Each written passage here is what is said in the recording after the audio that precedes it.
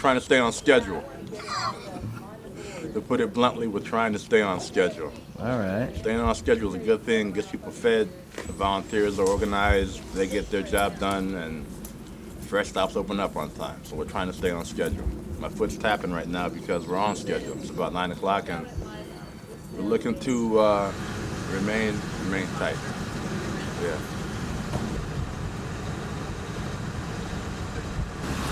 Situation right here is jumped on the highway and the compression just dropped on the engine. And we got, interesting enough, we got 55526 miles on the odometer. We're not running on grease right now because it's not warmed up yet. And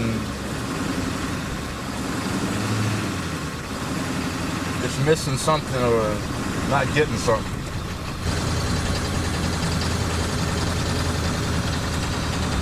I'm gonna try, what this truck does is run on biodiesel, diesel, and grease, and peanut oil, and a bunch of other things. We got a bunch of, not a bunch, but we got enough grease in there to run it.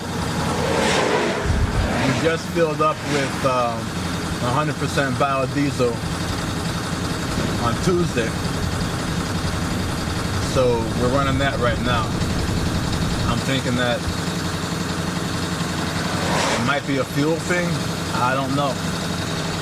But we're up to temperature and I'm safe enough to flip it over. There's a switch down here that I can flip and go from the regular tank to the reserve tank of grease.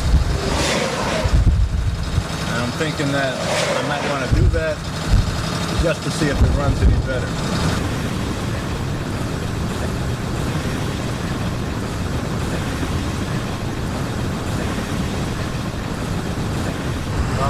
We're having some problems with the truck. I gotta get it checked out, so we're going to be about an hour behind, just so you know. I mean, this is the most common solution, so you know, probably this is all that's going on.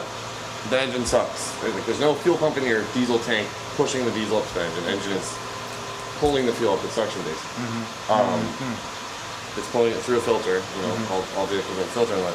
When we install our veggie system, just sort of to, you know, because vegetable it does tend to get a little bit thicker and you have more issues, we put pumps on to help out. We also loop the return, we do a bunch of different stuff, but basically to help build up more pressure so that there's no starvation on veggie. But the funny part is, so like if you put the biodiesel in your diesel tank and it loosens up the crap, and the crap plugs the diesel filter, a lot of times, like, you know, even though the vegetable is going through that same filter, because we have all the extra things to like help keep pressure up front on the vegetable side, you actually don't have problems with vegetable and you do with diesel.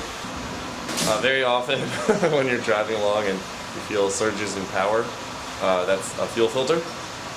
And from what you just described, it sounds a lot like running biodiesel in the diesel tank has probably freed up some gunk. It's a very common problem, you know, or issue that arises with biodiesel use. It actually is the reason that when people started using biodiesel, everyone was convinced that it didn't run properly. And it doesn't run properly, but it's just because it's loosening up crap, plugging a fuel filter, and you're literally starving the engine for fuel. We're about, believe it or not, we're 13 minutes off. So I made up great time coming down here. I don't like making up great time in the Amish country because you gotta watch coming over the hills and whatnot, you know. So we're about 13 minutes behind. As you saw, everything was ready.